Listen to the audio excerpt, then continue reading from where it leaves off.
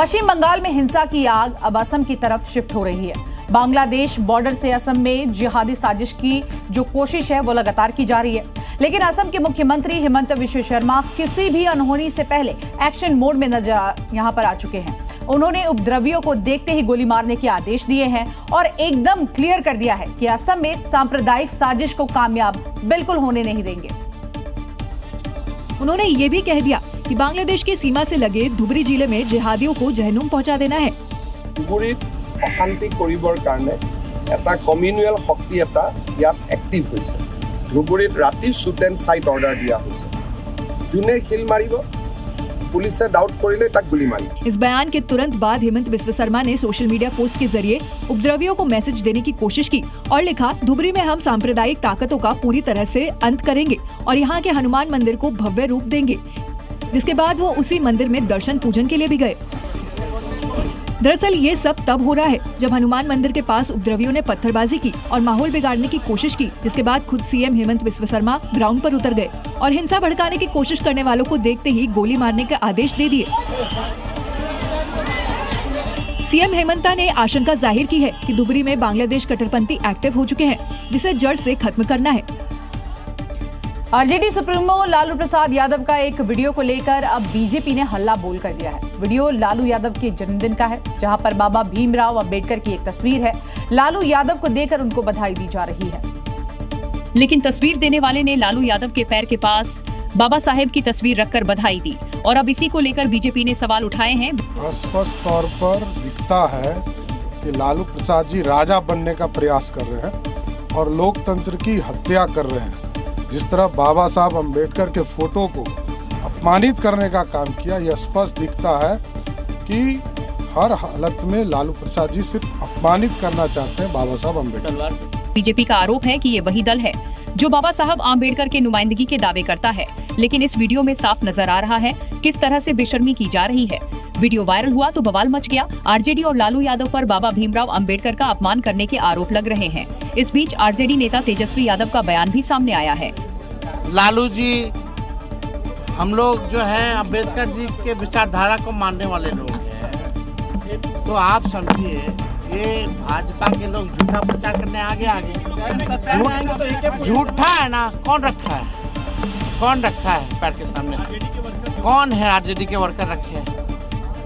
10-10 घंटा लालू जी काम करते हैं, मिलते हैं लोगों से 78 साल की उम्र में।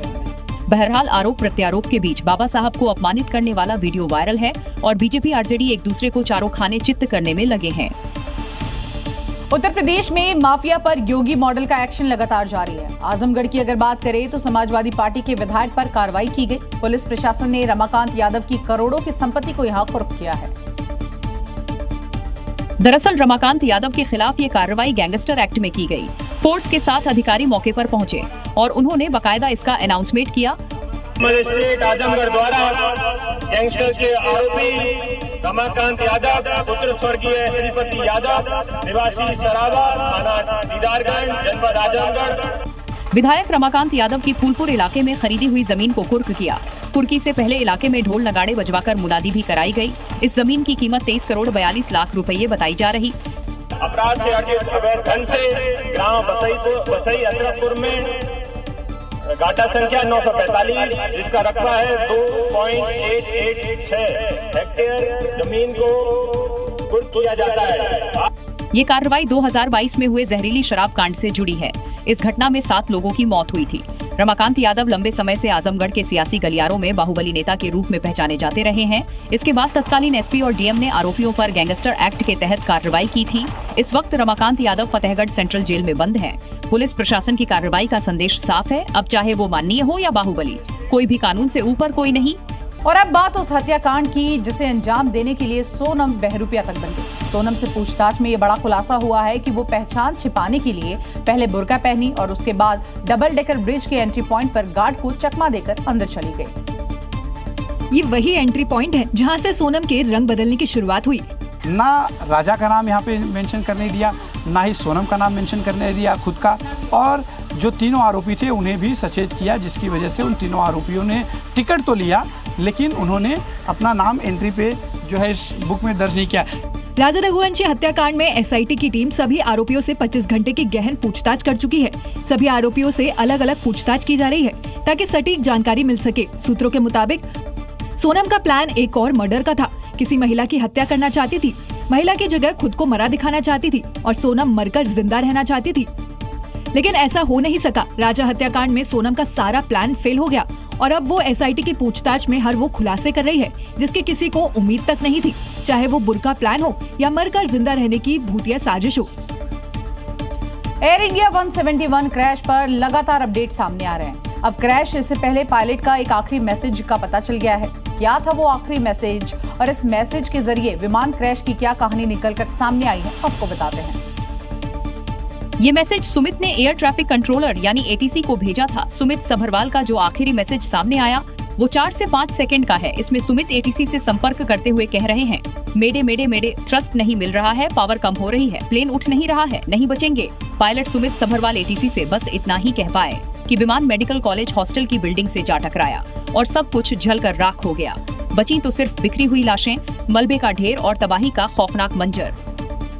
पायलट ने एटीसी को, अहमदाबाद एटीसी को, उसने मे डे अर्थात फुल इमरजेंसी की सूचना दी थी।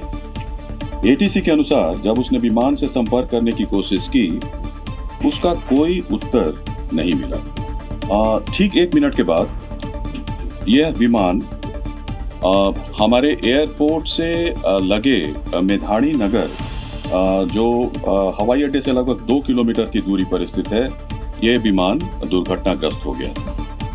विमान हादसे के लिए बनाई गई जांच टीम में डीजीसीए और आईबी के अधिकारी शामिल हैं।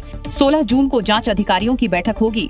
हालांकि अब विमान का ब्लैक बॉक्स मिल गया है और उम्मीद है कि ये ब्लैक बॉक्स हादसे को लेकर कई अहम राज खोलेगा। लेकिन अहमदाबाद में विमान हादसा क्यों हुआ, कैसे हुआ, किन हालातों में हुआ, फ्लाइट AI 171 कैसे क्रैश हुई, फिलहाल अभी तक ये सवाल अब बूझ है।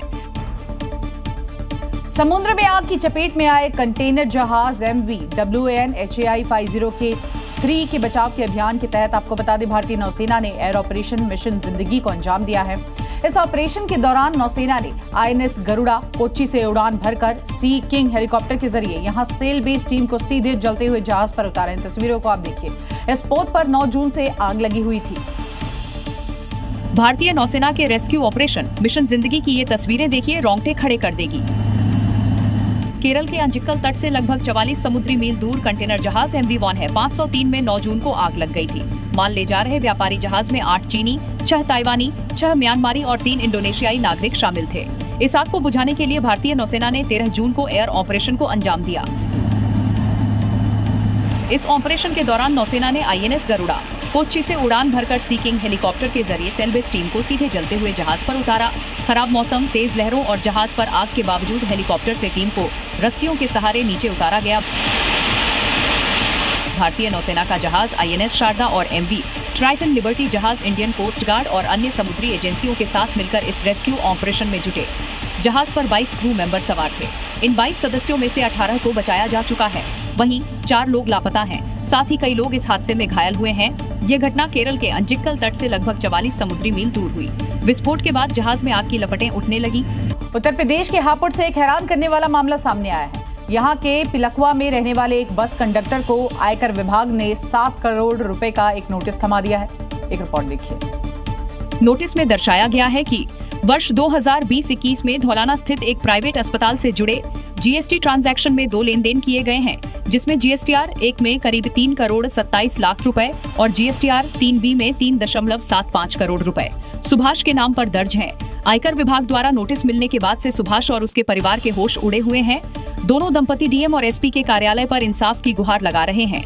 300-200 रुपए लाते हैं तो उसी में गुजर कर रहे हैं। हमारे कोई 2 बेटे हैं, कभी कुछ काम लायक भी नहीं है, तो हम ऐसे ही गुजर कर रहे हैं। तो उन्होंने धमकी दी, दोगे नहीं, उठा के ले जाएंगे, तो घर को सील करवा देंगे, क्यों नहीं कहीं कुड़की करवा देंगे, उन्होंने ये बोला था। पीड़ित सुभाष पेशे से बस कंडक्टर हैं और वो मोहल्ला राणा पट्टी में 40 गज के मकान में रहते हैं। सुभाष और उसकी पत्नी की दलील है कि उनके डॉक्यूमेंट्स का गलत इस्तेमाल किया गया होगा।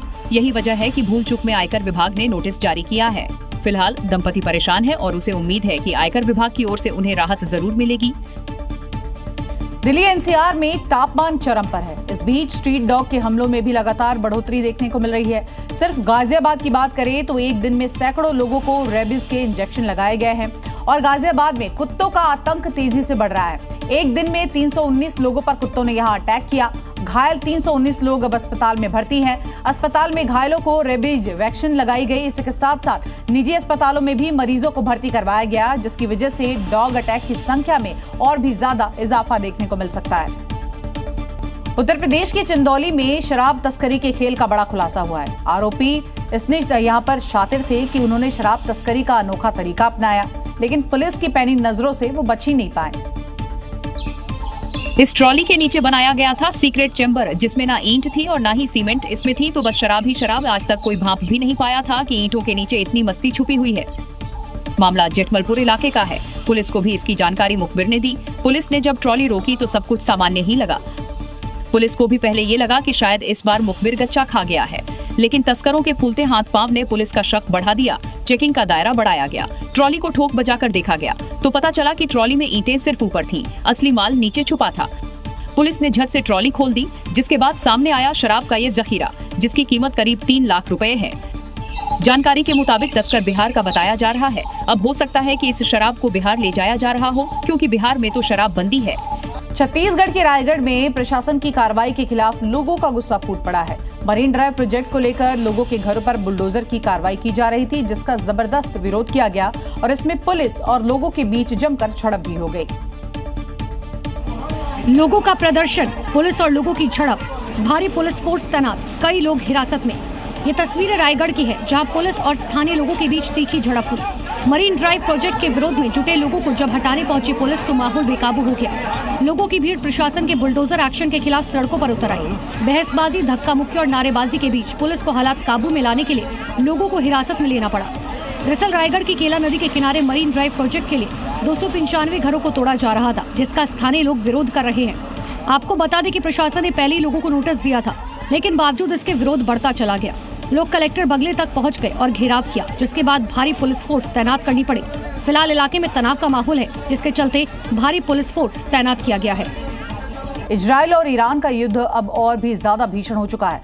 इस बार इजराइल के खूनी हमले का जवाब ईरान ने घातक मिसाइलों से दिया, जिसमें इजराइल के अंदर भी तबाही मच गई। कई शहरों को भारी नुकसान पहुंचा है, जिससे गुस्साए इजरायली आर्मी और भी ज्यादा आक्रामक हो चुकी है और ये वॉर नेक्स्ट लेवल पर पहुंच चुका है। दोनों देश में मौत का नंबर तेजी से ऊपर बढ़ते जा रहा है और आसमान बारूद से इस वक्त लाल हो चुका है। ये आतिशबाजी नहीं, ईरान का जवाबी हमला है। इजराइल में बारूदी बारिश हो रही है और आसमान से जमीन तक तबाही मची है। ईरान ने कल इजराइल से बदला लेने के लिए रात भर हमले किए और लगातार इजराइल पर ईरान के हमले जारी हैं। इस युद्ध की शुरुआत इजरायली हमले से हुई, जिसमें ईरान के परमाणु सेंटर तक को तबाह कर दिया गया, लेकिन ईरान भी पीछे हटने को रेडी नहीं। अब जो इजराइल पर जवाबी हमले हो रहे हैं वो बेहद विध्वंसक और घातक हैं। इजराइल के मुताबिक ईरान का बड़ा अटैक जारी है, जिसमें सेंट्रल इजराइल को निशाना बनाया गया है। तेल अवीव पर हाइपरसोनिक मिसाइल से अटैक किया गया। तेल अवीव में इमारतों को तबाह किया। सबमरीन से भी तेल अवीव में मिसाइलें दागी। इजरायली रक्षा मंत्रालय को भी टारगेट किया और हमले में 2 इजरायली फाइटर जेट तबाह कर दिए। मौत के आंकड़े दोनों तरफ बढ़ रहे हैं। घायलों की संख्या में तेजी से बढ़ोतरी हो रही है और नुकसान का अंदाजा इन तस्वीरों से लगाया जा सकता है। प्रतिशोध की इस जंग में नेतन्याहू को बंकर में छिपना पड़ा। लोगों को अलर्ट रहने के लिए लगातार सायरन बजाए जा रहे हैं और ईरान पर हमले के बाद इजराइल भी डिफेंडिंग मोड में है। और देखिए, ईरान और इजराइल के बीच पहले भी छोटी मोटी झड़पें होती रही, लेकिन इजराइल की तरफ से बमबाजी और ईरान की बदले वाली कार्रवाई से इस बार दोनों ही देश के कई इलाके थर्रा उठे हैं। सबसे ज्यादा नुकसान इजरायली शहर तेल अवीव में हुआ। चारों तरफ धुएं का गुबार उठने लगा। इस हमले में कई इमारतों को भी ध्वस्त कर दिया गया, लेकिन भारी जानमाल के नुकसान की खबर नहीं है। इन तस्वीरों से अंदाजा लगाया जा सकता है। ईरान की तरफ से रुक रुक कर 4 बार हमले किए गए। 200 से ज्यादा मिसाइलें दागी गई। तेल अवीव में बिल्डिंग को भी निशाना बनाया गया और 9 ऊंची इमारतों को तबाह कर दिया।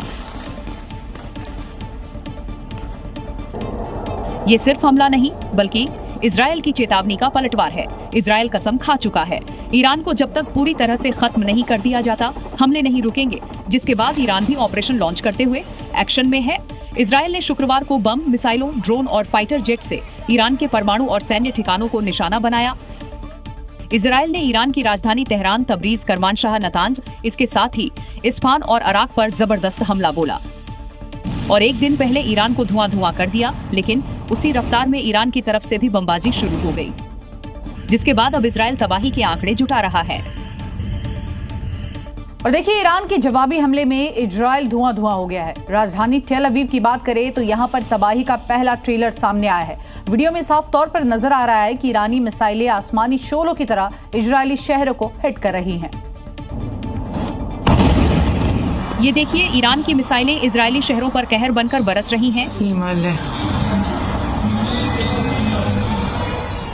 बिजली की रफ्तार से ईरानी मिसाइलें इजरायल के रिहायशी इलाकों को हिट कर ही हैं।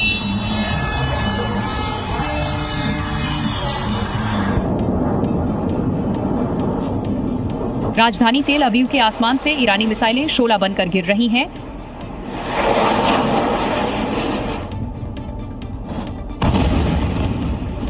दावा किया जा रहा है कि ईरान ने इजरायल पर 2 बार में करीब 150 बैलिस्टिक मिसाइलें दागी हैं।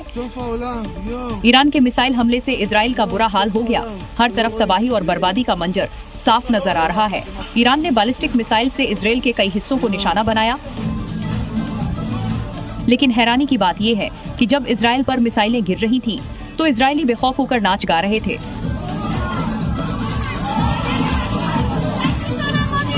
बहरहाल, ईरानी हमलों का सबसे विनाशकारी प्रभाव तेल अवीव में देखा गया, जहां एक मिसाइल ने 50 मंजिला इमारत को हिट किया, जिससे बहुत बड़ा विस्फोट हुआ और हवा में धुएं का गुबार उठने लगा। फिलहाल दोनों ही देश एक दूसरे पर ताबड़तोड़ मिसाइलें दाग रहे हैं और शहर के शहर खंडहर बनते जा रहे हैं।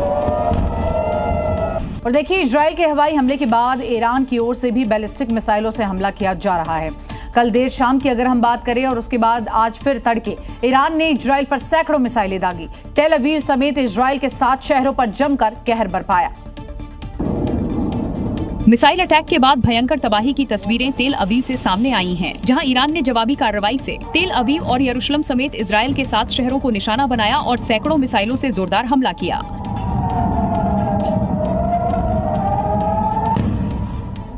तेल अवीव में ईरान ने इजरायल के सैन्य मुख्यालय पर हाइपरसोनिक बैलिस्टिक मिसाइल से तगड़ा हमला किया है। इजरायल पर बमों की बारिश कर दी। ईरान ने बैलिस्टिक मिसाइलों की 3 लहरों के साथ इजरायल का पेंटागन किरिया को निशाना बनाया।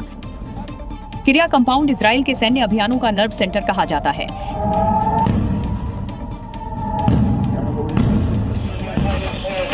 ईरान का इस कंपाउंड पर हमला तेहरान की ओर से एक रणनीतिक और प्रतीकात्मक संदेश के रूप में देखा जा रहा है। इजरायल के डिफेंस मुख्यालय को ईरान जिस तरह से निशाना बना रहा है, उससे आने वाले वक्त में स्थिति और खराब हो सकती है। अब इजरायल भी चुप नहीं बैठने वाला, वो भी ईरान को मुंहतोड़ जवाब दे रहा है।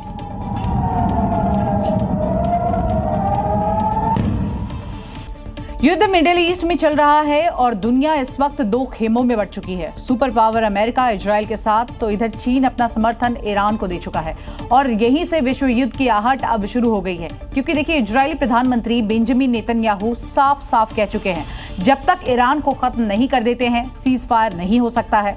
इसी बयान के बाद चीन जैसे मुल्क ईरान के साथ खड़े नजर आ रहे हैं।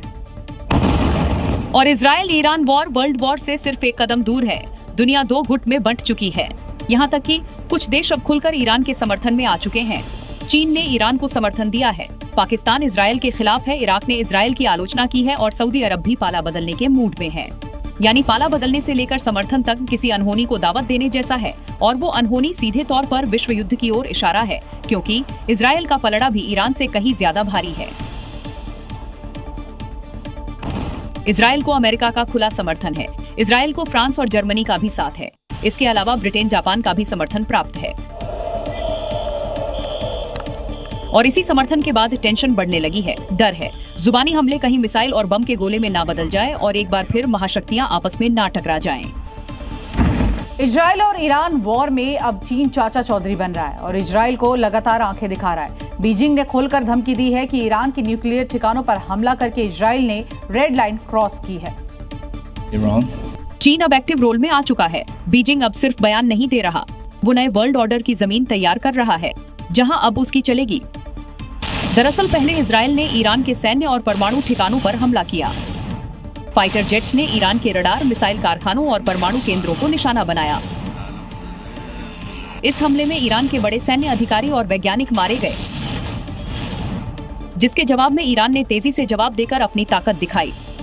ईरान का ये ऑपरेशन मनोवैज्ञानिक जीत के लिए ज्यादा था, क्योंकि ईरान ने दिखा दिया कि वो इजरायल के आयरन डोम डिफेंस सिस्टम को भेद सकता है।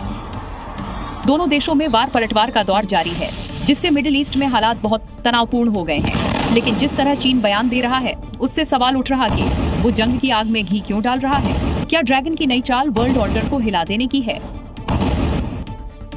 तो एक तरफ इजराइल और ईरान की जंग ने मिडिल ईस्ट को लगातार धक्का दिया है, दूसरी ओर आपको बता दें कि इस युद्ध में वो देश भी लगातार बयानबाजी कर रहे हैं जिनके घर में चूल्हा जलाने के पैसे नहीं है।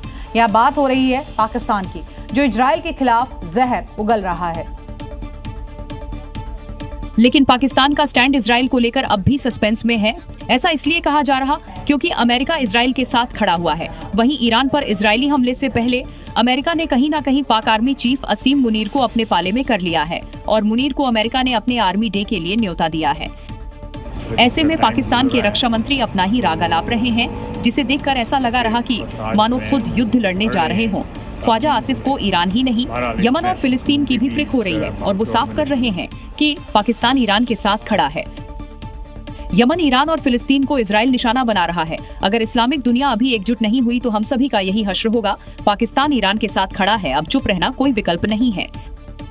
देश की अर्थव्यवस्था आईसीयू में है। आईएमएफ से उधार, चीन से कर्ज और रोजमर्रा के खर्च के लिए भी विदेशी मदद पर निर्भर। लेकिन पाकिस्तान के रक्षा मंत्री को अपने देश की नहीं, मिडिल ईस्ट की चिंता हो रही है। तो अब समझ लेना चाहिए, मिडिल ईस्ट में लगी जंग की ये आग अब पाकिस्तान पहुंचने वाली है। तो क्या ईरानी के पक्ष में पाकिस्तान इजराइल पर हमला करेगा? अगर पाकिस्तान ऐसा करता है तो शायद उसे इजराइल से कोई नहीं बचा पाएगा।